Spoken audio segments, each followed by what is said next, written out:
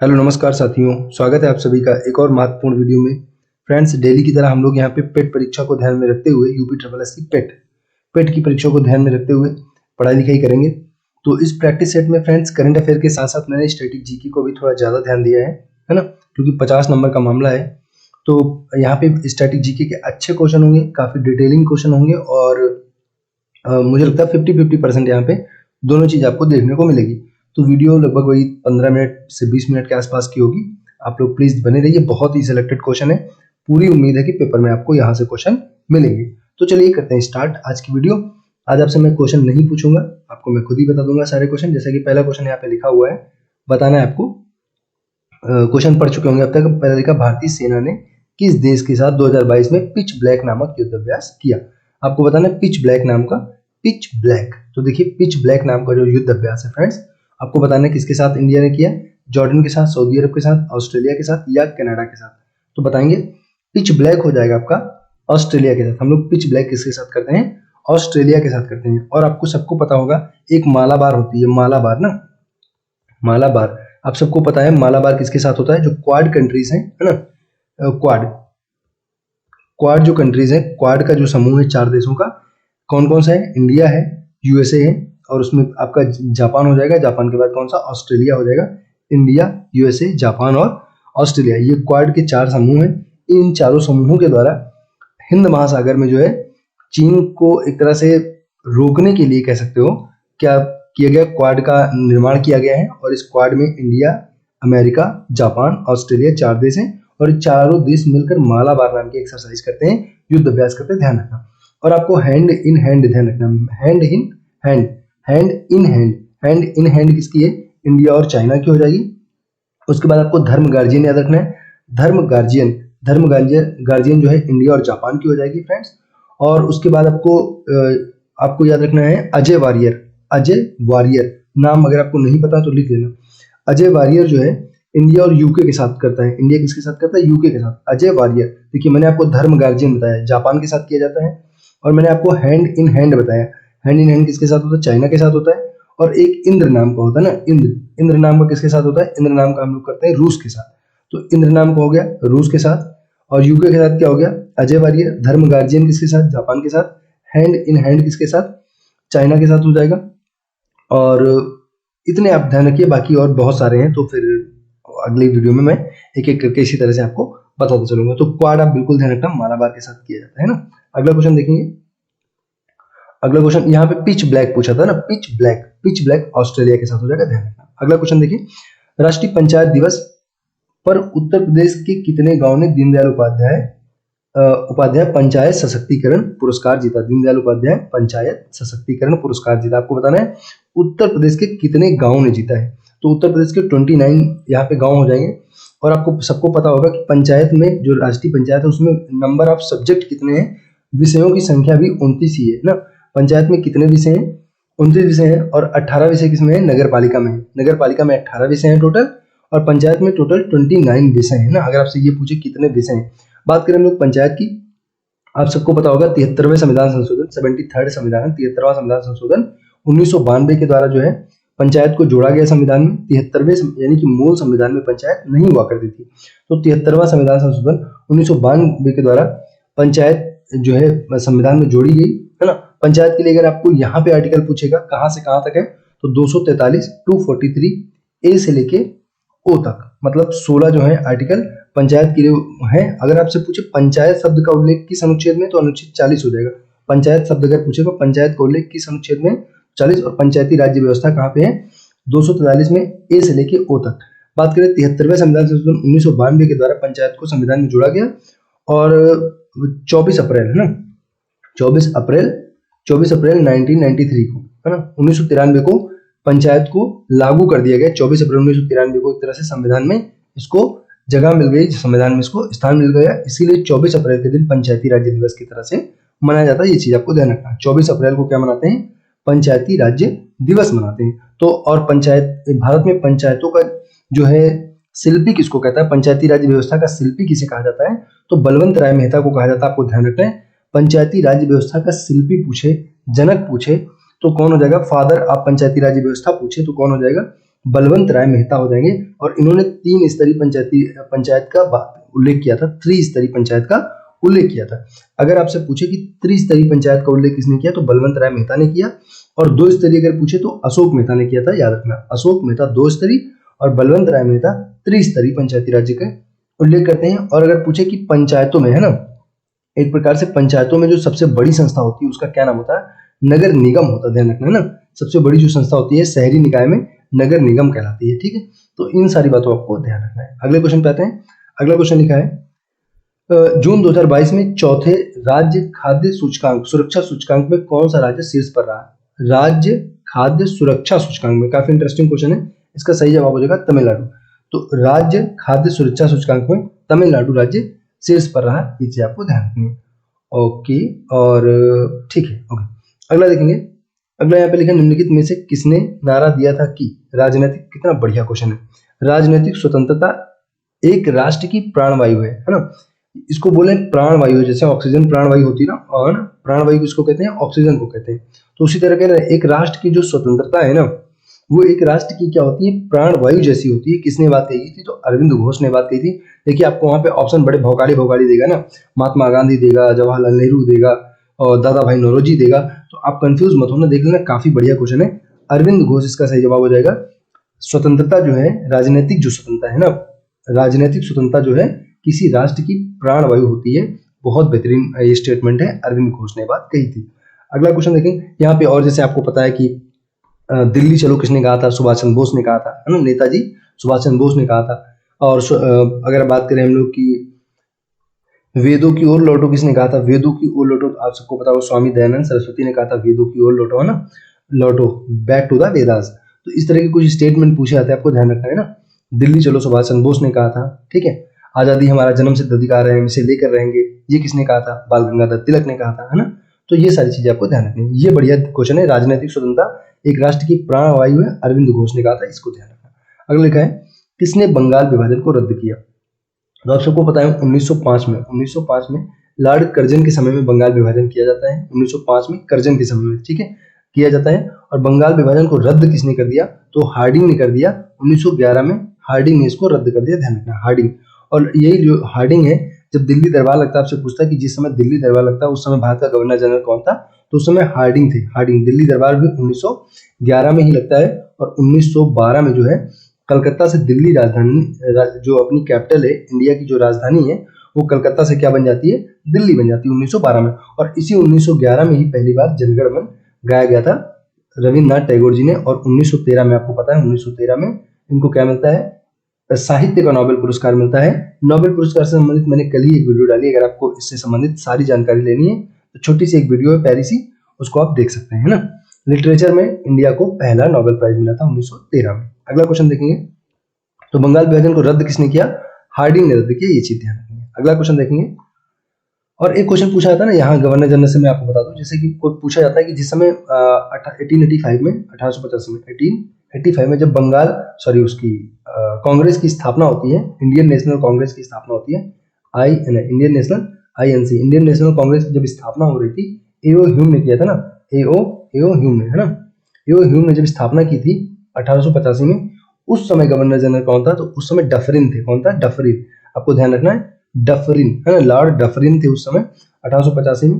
Friends, यहाँ पे जब 1885 में स्थापना होती है कांग्रेस की, तो 72 प्रतिनिधि रहते हैं। और स्थापना कौन करता है, एओ ह्यूम करते हैं। इनको कांग्रेस का पहला महासचिव बनाया जाता है। और पहले जो अध्यक्ष बनते हैं वो कौन बनते हैं, बनर्जी बनते हैं, व्योमेश चंद्र बनर्जी पहले अध्यक्ष बनते हैं, बनर्जी। तो इससे संबंधित मैंने ट्रिक्स है आपको सारी चीजें बताई हैं कांग्रेस के अधिवेशन से संबंधित। प्लीज आप इसी चैनल पे आप कांग्रेस अधिवेशन वाला वीडियो देख लीजिए, काफी बेहतरीन वीडियो, सब ट्रिक से बताया हूँ। सारे जितने भी क्वेश्चन संभव है यहाँ से बनने वाले, वो सारे उसमें हैं और ट्रिक्स हैं। तो आप एक बार पढ़ लोगे, कभी नहीं भूलोगे। काफी इंटरेस्टिंग और अच्छी वीडियो है। आप अगर पेट का पेपर आपको देना हो तो उससे पहले एक बार जरूर देख लेना, एक क्वेश्चन वहां से डेफिनेटली आपको मिलने वाला है। चलिए अगला क्वेश्चन देखेंगे। नेताजी सुभाष चंद्र बोस ने कौन सी पुस्तक लिखी थी, आपको ये बताना है कौन सी पुस्तक लिखी थी। तो यहाँ पे पुस्तक आपके सामने लिखी हुई है, जस्ट वेट, हाँ जी, यहाँ पे देखिए, लिखेंगे क्या लिखा हुआ, नेताजी सुभाष चंद्र बोस, दिल्ली चलो इन्होंने बोला था ना सुभाष चंद्र बोस ने। और इन्होंने महात्मा गांधी को राष्ट्रपिता कहा था, आप सबको पता होगा, सुभाष चंद्र बोस ने ना। ओके, तो सुभाष चंद्र बोस जी के बारे में भी कांग्रेस अधिवेशन से पूछता है, हरिपुरा और त्रिपुरी है ना, 1938 और 1939, तो ये हरिपुरा था और ये त्रिपुरी था, ये भी पूछे जाते हैं, तो आप ध्यान रखना थोड़ा। और इसी संबंधित मैंने वीडियो बनाई है कांग्रेस वाली, आप देख लीजिए प्लीज। तो पूछ रहा सुभाष चंद्र बोस की कौन सी पुस्तक है, इसमें बताना, अनहैप्पी इंडिया। देखो ये तो लाला लाजपत राय की है, लाला लाजपत राय की अनहैप्पी इंडिया। और साइमन कमीशन का विरोध करते हुए इनकी मृत्यु हो गई थी, आप सबको पता होगा। साइमन कमीशन का विरोध कर रहे थे, जो कि 1928 में भारत में आया था साइमन कमीशन, तो उसी का विरोध कर रहे थे लाला लाजपत राय, जिसमें उनकी मृत्यु हो गई थी। और अनहैप्पी इंडिया नाम की पुस्तक हो जाएगी लाला लाजपत राय की। आनंद मठ आप सबको पता है ना, वंदे मातरम, बंकिम चंद्र चटर्जी, आनंद मठ पुस्तक जो है उसी का गीत है वंदे मातरम।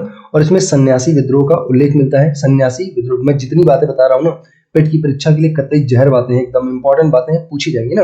तो आनंद मठ जो पुस्तक है उसी में वंदे मातरम गीत लिखा हुआ है। और इस आनंद मठ पुस्तक में किस विद्रोह का उल्लेख मिलता है, सन्यासी विद्रोह का उल्लेख मिलता है फ्रेंड्स। और अगर बात करें तो बंकिम चंद्र चटर्जी ने आनंद मठ लिखा है, आप सबको मालूम है, कोई दिक्कत नहीं ना। तो राष्ट्रीय गीत जो है वंदे मातरम आनंद मठ पुस्तक से लिया गया है ना। उसके बाद लिखा poverty and un-British rule in India, दादा भाई नौरोजी की पुस्तक हो जाएगी। भारत से धन का निष्क्रमण सिद्धांत इन्होंने दिया, ब्रेन ड्रेन थ्योरी दिया। और पॉवर्टी ब्रेन ड्रेन थ्योरी है ना, इसको ध्यान रखना, ब्रेन ड्रेन है ना, ब्रेन ड्रेन नाम की थ्योरी इन्होंने दिया था। धन का निष्क्रमण सिद्धांत इन्होंने दिया था। और ब्रिटिश संसद में चुने जाने वाले पहले भारतीय हैं दादा भाई नौरोजी। भारत का वयोवृद्ध पुरुष कहा जाता है, भारत का great old man of India इनको कहा जाता है। और अगर ग्रेट वुमेन ऑफ इंडिया आपसे पूछेगा, great old women of India पूछेगा, तो मैडम भीका जी कामा हो जाएंगी, मैडम भीका जी कामा। इनको राष्ट्रीय स्वतंत्रता की जननी भी कहा जाता है, राष्ट्रीय स्वतंत्रता की जननी मैडम भीका जी कामा को। और दादा भाई नौरोजी को great old man of India कहते हैं। ब्रिटिश संसद में चुने जाने वाले पहले भारतीय थे। और आपसे ये क्वेश्चन यहाँ पे दादा भाई नौरोजी के बारे में पूछेगा कि जो है राष्ट्रीय आय का, है ना, प्रति व्यक्ति आय का पहली बार, है ना, भारत में प्रति व्यक्ति आय का पहली बार आकलन किसने किया था, तो वो भी दादा भाई नौरोजी ने प्रति व्यक्ति आय का पहली बार दादा भाई नौरोजी ने ही आकलन किया था।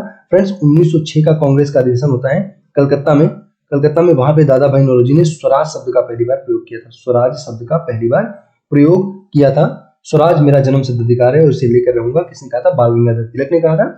और स्वराज शब्द का प्रयोग 1906 में पहली बार कलकत्ता अधिवेशन में दादा भाई नौरोजी ने किया था। लेकिन अगर पूर्ण स्वराज आपसे पूछेगा तो पूर्ण स्वराज 1929 में ये होता है लाहौर अधिवेशन, जवाहरलाल नेहरू यहाँ पे पूर्ण स्वराज शब्द का प्रयोग करते हैं पहली बार। तो इन सारी बातों को आपको ध्यान रखना है। आपसे पूछा तो सुभाष चंद्र बोस की पुस्तक कौन सी, अभी तो आपको मिला नहीं ऑप्शन, शायद नीचे होगा, और देखते हैं। सुभाष चंद्र बोस, जी हाँ, द इंडियन स्ट्रगल नाम की पुस्तक थी, ये सुभाष चंद्र बोस की पुस्तक थी, जिन्होंने कहा था दिल्ली चलो और महात्मा गांधी को राष्ट्रपिता कहकर संबोधित किया था सुभाष चंद्र बोस ने। तो द इंडियन स्ट्रगल नाम की पुस्तक किसकी है, सुभाष चंद्र बोस की पुस्तक है, ध्यान रखना। और यहीं पे आपको याद रखना द जंगल बुक किसकी है, the jungle book Rudyard Kipling की हो जाएगी, the jungle book Rudyard Kipling की हो जाएगी। और मिडनाइट चिल्ड्रन आपको ध्यान रखना है, मिडनाइट चिल्ड्रन ये सलमान रश्दी की पुस्तक हो जाएगी, मिडनाइट चिल्ड्रन, है ना। और भी बहुत सारी बुक्स हैं इंपॉर्टेंट, इसी तरह धीरे धीरे आपको बताता चलूंगा। प्लीज वीडियो को प्यार देते रहिए, अच्छे से देखिए, पूरी कंप्लीट वीडियो देखा कीजिए, रिवीजन किया कीजिए, है ना। बहुत ही इंटरेस्टिंग क्वेश्चन है। अब आने वाली जितनी सीरीज होंगी उसमें मैं आपको स्टैटिक और करंट का बहुत जबरदस्त कलेक्शन देने वाला हूँ, तो प्लीज इनको अच्छे से देखिए, काफी काम की वीडियो है। आपको पेट की परीक्षा में क्वेश्चन देखने को 100% मिलेंगे। लिखा है भारत के किस राज्य में अभ्रक का सबसे बड़ा भंडार है, आपको बताना है अभ्रक का। तो अभ्रक का देखो, अभ्रक आंध्र प्रदेश, आ से अभ्रक, आ से आंध्र प्रदेश, बिल्कुल आसानी से याद कर सकते हो। आंध्र प्रदेश में सबसे ज्यादा तंबाकू का उत्पादन भी किया जाता है आंध्र प्रदेश में। और यहीं पे जो है आंध्र प्रदेश के हैदराबाद में जो है पुलिस अकादमी, अगर आपसे पूछे कहाँ पे, तो आंध्र प्रदेश के हैदराबाद में है पुलिस अकादमी। और अगर आपसे पूछे भाषाई आधार पर गठित भारत का पहला राज्य कौन सा था, तो वो भी आंध्र प्रदेश ही था, है ना। और यहीं पे चार मीनार है, आपको ध्यान रखना, चार मीनार कहाँ पे, आंध्र प्रदेश के हैदराबाद में ही है, चार मीनार भी है। और भाषाई आधार पर गठित पहला राज्य पूछेगा तो आंध्र प्रदेश हो जाएगा फ्रेंड्स। तो इन सारी बातों को आपको ध्यान रखना है। अभ्रक के उत्पादन में हो जाएगा, अभ्रक और तंबाकू के उत्पादन में आंध्र प्रदेश पहले नंबर पे आता है ना, अभ्रक और तंबाकू। और उसके बाद अगर आपसे पूछे बताइए रेशम के उत्पादन में फर्स्ट कौन है, रेशम, तो रेशम में देखिए कर्नाटक हो जाएगा, कर्नाटक, है ना, रेशम में कर्नाटक हो जाएगा। कॉफी अगर आपसे पूछ दे कॉफी, तो कॉफी में भी कौन सा हो जाएगा, कर्नाटक ही हो जाएगा, कॉफी में कर्नाटक है, रेशम में कर्नाटक है, अभ्रक हो गया और तंबाकू आंध्र प्रदेश हो गया, है ना। इन सारी चीजों को आपको थोड़ा ध्यान रखना है। अगले क्वेश्चन पे आते हैं। बाकी कोयला आप सबको पता है झारखंड के झरिया खान से निकाला जाता है, तो कोयला अगर आपसे पूछेगा तो झारखंड हो जाएगा ना, झारखंड हो जाएगा। और उसके बाद अगर आपसे चावल पूछेगा तो चावल आप सबको पता होगा, चावल पश्चिम बंगाल हो जाएगा। जूट पूछेगा तो जूट भी पश्चिम बंगाल हो जाएगा, जूट हो गया, चावल हो गया। कोयला कहाँ से हो जाएगा, झारखंड हो जाएगा। कोयला देखो 4 प्रकार का होता है, अगर पूछे झारखंड की झरिया खान कोयला के लिए प्रसिद्ध है ना।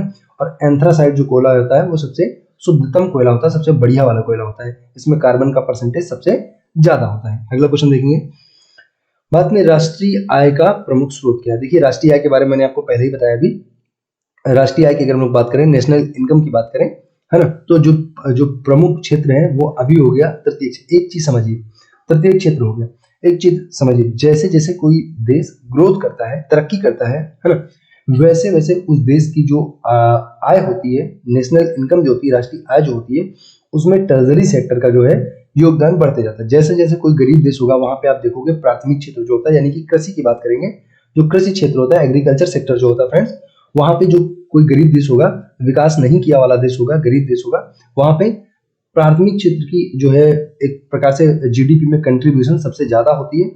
और जैसे जैसे देश ग्रोथ करेगा, डेवलप करेगा, वैसे वैसे ट्रेजरी सेक्टर का वहां पे योगदान बढ़ता जाएगा। तो क्योंकि आपको पता है इंडिया फास्टेस्ट ग्रोइंग इकोनॉमी है, दुनिया की सबसे तेज बढ़ती हुई अर्थव्यवस्था है, तो इसीलिए यहाँ पे तीसरा जो अर्थव्यवस्था का जो तृतीय क्षेत्र होता है, ट्रेजरी सेक्टर होता है ना, उसका योगदान सबसे ज्यादा हो गया। आप सबको पता है पहला क्षेत्र, दूसरा क्षेत्र और तीसरा, 3 प्रकार के क्षेत्र होते हैं।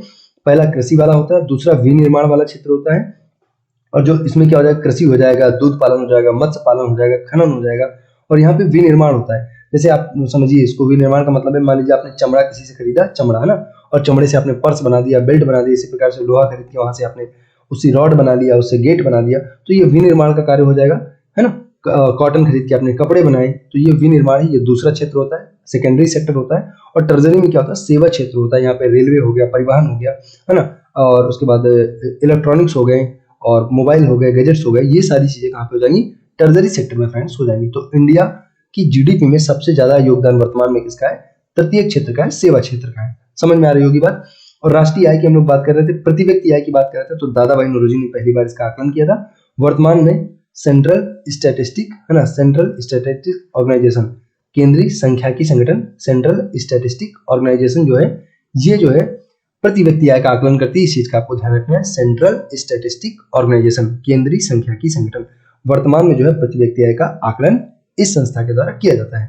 और इस संस्था को जो जनक है ना, वो अगर पूछ ले आपसे किसको कहा जाता है, तो सेंट्रल स्टैटिस्टिक ऑर्गेनाइजेशन का जो जनक है वो कहा जाता है पीसी महालनोबिस को। आप सबको इनका नाम पता होगा, पीसी महालनोबिस, है ना। पीसी महालनोबिस कौन थे, जो दूसरी आपकी पंचवर्षीय योजना थी उसका जनक इनको माना जाता है, पीसी महालनोबिस को। और ये क्या थे, एक प्रकार के इकोनॉमिक एडवाइजर थे जवाहरलाल नेहरू जी के, है ना, पीसी महालनोबिस। तो दूसरी पंचवर्षीय योजना जो थी इसी मॉडल पर आधारित थी, पीसी महालनोबिस मॉडल पर आधारित थी। और सेंट्रल स्टैटिस्टिक ऑर्गेनाइजेशन जो था, केंद्रीय सांख्यिकी संगठन जो था, इसके जनक भी यही माने जाते हैं। इसका काम क्या है, भारत में प्रति व्यक्ति आय की गणना करना। सबसे पहली बार किसने किया था, दादा भाई नौरोजी ने किया था। सारी बातें ध्यान रखना। अगला क्वेश्चन देखिए, नेक्स्ट यहाँ पे लिखा है, मनरेगा के तहत एक वित्तीय वर्ष में न्यूनतम कितने दिनों की मजदूरी गारंटी का कानून है। कानून, ये शोध नहीं होगा, यहाँ पे कानून का शोध नहीं है, क्या होना चाहिए, कानून का कानून है, इसको छोड़ दीजिए, कानून है। तो 100 डेज का हो जाएगा फ्रेंड्स यहाँ पे, कि एक वर्ष के भीतर, एक वित्तीय वर्ष में कम से कम मजदूर को 100 डेज की जो है वहां पे आपको काम देना पड़ेगा। 100 दिन की रोजगार, आपने पहले सुना होगा जब इसका एडवर्टीजमेंट होता था, तो 100 दिन का रोजगार पक्का, है ना। काम मिले तो भी, ना मिले तो भी 100 दिन रोजगार देना पड़ेगा, अगर नहीं दोगे तो फ्री में पैसा देना पड़ेगा। तो 100 डेज का जो है मनरेगा के तहत रोजगार दिया जाता है, ये चीज आपको समझनी है। तो फ्रेंड्स अगर हम लोग बात करें मनरेगा की, तो देखिए इसको पहले प्राइमरली इसको नरेगा बोला जाता था, नरेगा, है ना, नरेगा इसको पहले बोलते थे, नरेगा, ठीक है। तो पहले नरेगा था, 2 फरवरी, आपको याद रखना, 2 फरवरी 2006 को ये लागू होता है। और इंडिया के 200 जो है जिलों से इसको स्टार्ट किया जाता है। लेकिन 2009 में, 2 अक्टूबर 2009 से इसका नाम क्या पड़ गया, मनरेगा पड़ गया, महात्मा गांधी के नाम से पड़ गया, महात्मा गांधी रोजगार गारंटी अधिनियम, है ना। पहले क्या था, नेशनल रोजगार गारंटी अधिनियम था, और बाद में महात्मा गांधी जी के नाम से 2009 में इसका नाम पड़ गया। तो आपको ये दोनों चीजें ध्यान रखनी, 2 फरवरी 2006 से लागू होता है, और 2009 में इसका नाम मनरेगा कर दिया गया, ये चीज आपको समझनी है। पहले स्टार्ट कहाँ से होता, तमिलनाडु राज्य से स्टार्ट किया जाता है ना। और पंचायती राज व्यवस्था अगर आपसे पूछे कहाँ से स्टार्ट किया गया है, तो जो पंचायती राज व्यवस्था है वो आप सबको पता होगी, राजस्थान के नागौर से स्टार्ट किया गया था। राजस्थान पहला राज्य था, और दूसरा राज्य कौन था, आंध्र प्रदेश राज्य था। तो पहला अगर पंचायती राज व्यवस्था पूछे कहाँ से शुरू किया गया, तो राजस्थान के नागौर से, और दूसरा राज्य कौन सा हो जाएगा, आंध्र प्रदेश हो जाएगा ना। ये चीज समझनी है आपको। अगला क्वेश्चन लिखा, भारतीय संविधान में स्वतंत्रता, समानता और बंधुत्व, कितना बढ़िया क्वेश्चन है। स्वतंत्रता, समानता और बंधुत्व के आदर्श किस संविधान से लिए गए हैं? तो देखिए, स्वतंत्रता, समानता और बंधुत्व जो है कनाडा के संविधान से लिए गए हैं। स्वतंत्रता, समानता और बंधुत्व जो है, तो फ्रेंड्स यहाँ पे कनाडा लिखा हुआ है, मुझे लगता है कि नहीं, ये कनाडा इसका गलत जवाब होगा। कनाडा नहीं होगा, फ्रांस होगा, है ना, फ्रांस होगा। फ्रांस के संविधान से लिया गया है। और कनाडा से अगर आपसे पूछे क्या लिया गया, तो कनाडा के संविधान से संघात्मक व्यवस्था ली गई है। संघात्मक ना, संघात्मक, तो संघात्मक व्यवस्था अगर पूछेगा तो आपके कनाडा के संविधान से हो जाएगा। और समानता, स्वतंत्रता, समानता और बंधुत्व का जो नारा है, आदर्श है, वो हम लोगों ने फ्रांस के संविधान से सीखा है। काफी पूछा जाने वाला क्वेश्चन, आप कंफ्यूज मत होना प्लीज, तो गलती से यहाँ पे टाइप हो गया। तो स्वतंत्रता, समानता और बंधुत्व का जो है ये आदर्श हम लोगों ने फ्रांस से सीखा है। और कनाडा से क्या सीखा है? संघात्मक व्यवस्था हम लोगों ने कनाडा से सीखी है। बाकी आपको पता है न्यायिक पुनरावलोकन हम लोगों ने अमेरिका से लिया है। उपराष्ट्रपति का पद, जैसे आपसे ये क्वेश्चन पूछा था कि जो समवर्ती सूची कहाँ से लिया हम लोगों ने? समवर्ती सूची, तो समवर्ती जो सूची है वो ऑस्ट्रेलिया से ली गई है ना, समवर्ती सूची। उसके बाद आपसे पूछेगा कि एक प्रस्तावना पूछता है, प्रस्तावना, और प्रस्तावना की भाषा पूछता है। एक पूछता है कि प्रस्तावना कहाँ से लिया गया है, और एक पूछता है कि प्रस्तावना की भाषा कहाँ से लिखी गई। ये दोनों बड़े इंपॉर्टेंट है। तो फ्रेंड्स आपको याद रखना है, जो भाषा है वो हम लोगों ने ऑस्ट्रेलिया से सीखी, जहां से समवर्ती सूची रही थी, वहीं से हम लोगों ने क्या लिया है बताओ? प्रस्तावना की भाषा। और अगर प्रस्तावना पूछे तो प्रस्तावना अमेरिका से हम लोगों ने लिया, प्रस्तावना की भाषा लिया है ऑस्ट्रेलिया से, और प्रस्तावना हम लोगों ने लिया है अमेरिका से। हम भारत के लोग, भारत को संपूर्ण प्रभुत्व ऐसे करके जो लिखा हुआ है ना, तो ध्यान रखना, बड़ा इंपॉर्टेंट है। प्रस्तावना की भाषा ऑस्ट्रेलिया हो जाएगा ना। अगला क्वेश्चन देखेंगे। अगला यहाँ पे लिखा है, अगला और लास्ट भी है, इसके बाद बस एक क्वेश्चन बचा है। भारतीय संविधान की किस सूची में कृषि और सिंचाई को शामिल किया गया है? कृषि और सिंचाई, तो देखिए राज्य सूची का विषय है ना। देखिए जो सूचियों की अगर हम लोग बात करें, तो जो अपना देखो कितने भाग है अपना जो संविधान है, तो फ्रेंड्स जो अपना भारतीय संविधान है उसमें 12 अनुसूचियां दी गई हैं। देखो स्टार्टिंग में पहले 8 अनुसूचियां थी, लेकिन बाद में अभी वर्तमान में 12 अनुसूचियां हो गई हैं, और 22 भाग है ना। कितने भाग है? 22 भाग है। तो अगर आपसे पूछे 12 जो अनुसूची है, उसी में से जो 7th वाली है, जो 7वें नंबर की अनुसूची है, उसी में इनकी बात की गई है, संघ सूची, राज्य सूची और समवर्ती सूची की बात की गई है 7वीं अनुसूची की। 7th शेड्यूल जो है इंडियन कॉन्स्टिट्यूशन का, वहां पे संघ सूची और राज्य सूची, समवर्ती सूची की बात की गई है। संघ सूची आपको पता है केंद्र नियम बनाती है, राज्य सूची में राज्य नियम बनाती है, और समवर्ती सूची में दोनों नियम बनाते हैं, लेकिन संघ का नियम ज्यादा मान्य होगा, ज्यादा लागू किया जाएगा। तो ये चीज आपको समझनी है कि जो 7th शेड्यूल है, 7वीं अनुसूची है, उसी में संघ सूची, राज्य सूची और समवर्ती सूची का उल्लेख किया गया है। आपसे पूछ रहा था कि कृषि और सिंचाई, तो ये देखिए राज्य सूची के विषय हो जाएंगे। कृषि हो गया, सिंचाई हो गया, राज्य सूची का विषय है। और समवर्ती सूची वाले बड़े इंपॉर्टेंट होते हैं, जैसे स्वच्छता बड़ा इंपॉर्टेंट है, स्वच्छता है ना। देखिए जो स्वच्छता है, जो स्वच्छता हो जाएगा फ्रेंड्स, ये राज्य सूची का है, इसको आपको ध्यान रखना है, ये राज्य सूची का विषय है, स्वच्छता हो जाएगा। उसके बाद अगर पुलिस की बात करेंगे तो पुलिस भी राज्य सूची का हो जाएगा। लेकिन अगर बात करेंगे, है ना, देखो पुलिस की अगर बात करेंगे तो पुलिस राज्य सूची का विषय है। लेकिन अगर रेलवे पुलिस आपको वहां पे देगा, है ना, देखिए रेलवे पुलिस देगा तो भी राज्य सूची का विषय है। अगर आपसे रेलवे पुलिस पूछेगा तो राज्य सूची का विषय है, लेकिन अगर रेलवे पूछेगा तो वो संघ सूची का। तो ध्यान रखना, रेलवे पुलिस अगर आपसे पूछे तो वो राज्य सूची का विषय है, लेकिन अगर रेलवे पूछेगा तो संघ सूची का विषय है। स्वच्छता बिल्कुल याद रखना, बहुत इंपॉर्टेंट है, ये राज्य सूची का विषय है, बिल्कुल ध्यान रखना। स्वच्छता राज्य सूची का विषय है, संघ सूची का नहीं है, समवर्ती सूची का भी नहीं है, बिल्कुल ध्यान रखना। ओके, फिर आपसे जैसे पूछता है, बताइए आईपीसी हो गया, आईपीसी है, सीआरपीसी है ना, सीआरपीसी है, आईपीसी, सीआरपीसी हो गया, विवाह हो गया, है ना, विवाह हो गया, तलाक हो गया, आईपीसी, सीआरपीसी, विवाह, तलाक, वन, शिक्षा, है ना, ये सारे के सारे समवर्ती सूची के विषय हैं, समवर्ती सूची के, ध्यान रखना, है ना, बिल्कुल इंपॉर्टेंट है, बिल्कुल से आप ध्यान रख लीजिए। आईपीसी, सीआरपीसी, विवाह, तलाक, वन, शिक्षा, है ना। नाप तौल, यहाँ पे नाप तौल भी काफी इंपॉर्टेंट हो जाता है। वन्य जीव, पक्षियों का संरक्षण, है ना, वन्य जीव हो गया, पक्षियों का, तो वन में सारा आ ही जाएगा, आप समझ सकते हो। तो ये सब समवर्ती सूची का विषय है। आईपीसी, सीआरपीसी, विवाह, तलाक, वन, नाप तौल, ये समवर्ती सूची का विषय है। और समवर्ती सूची हम लोगों ने कहाँ से लिया था? ऑस्ट्रेलिया के संविधान से लिया था। तो ये सारी बातें प्लीज ध्यान रखना। 12 अनुसूचियां वर्तमान में है, 7वीं अनुसूची में इन सारी चीजों के बारे में दिया गया है। अगला और लास्ट क्वेश्चन हम लोग यहाँ पे देखेंगे। यहाँ पे लास्ट क्वेश्चन लिखा है, नूरी किस देश का उपग्रह है? तो ये दक्षिण कोरिया का हो जाएगा, आपके सामने आंसर भी लिखा है। दक्षिण कोरिया का नूरी नाम का जो उपग्रह है, उपग्रह से संबंधित मैंने कम से कम अब तक आपको 10 बातें बताई होंगी, पिछली जितनी मैंने करंट अफेयर की छोटी छोटी वीडियो बनाई है। तो जितने नए नए उपग्रह लॉन्च किए गए हैं उनके बारे में मैंने आपको सारा बताया है। तो करंट अफेयर के, अगर आपको पेट की परीक्षा देनी है तो मेरी करंट अफेयर की जितनी वीडियो पड़ी है, 12-15 वीडियो हो गई है, उन सारी वीडियो का रिवीजन कर लीजिए। 10 नंबर की करंट अफेयर पूछेगा और बहुत फायदा आपको वहाँ पे होने वाला है ना। तो ये नूरी नाम का जो उपग्रह है फ्रेंड्स, ये हो जाएगा दक्षिण कोरिया का। वीडियो का रिवीजन मैं नहीं करवाऊंगा, एक आप स्वयं करेंगे, है ना। आप प्लीज कर लेना इसका। और यहाँ पे लिखा है सब्सक्राइब करने के लिए, तो ये आपको बताने की जरूरत है नहीं, आप खुद ही समझदार हो, बहुत मेहनत लगती है वीडियो बनाने में, है ना। तो प्लीज सब्सक्राइब करें और दोस्तों में शेयर करके मेरे चैनल को प्रमोट करें, क्योंकि बहुत चुन्नू भरका अभी चैनल है मेरा, छोटा सा है, इसको प्रमोट कीजिए ना। Thanks for watching and God bless you.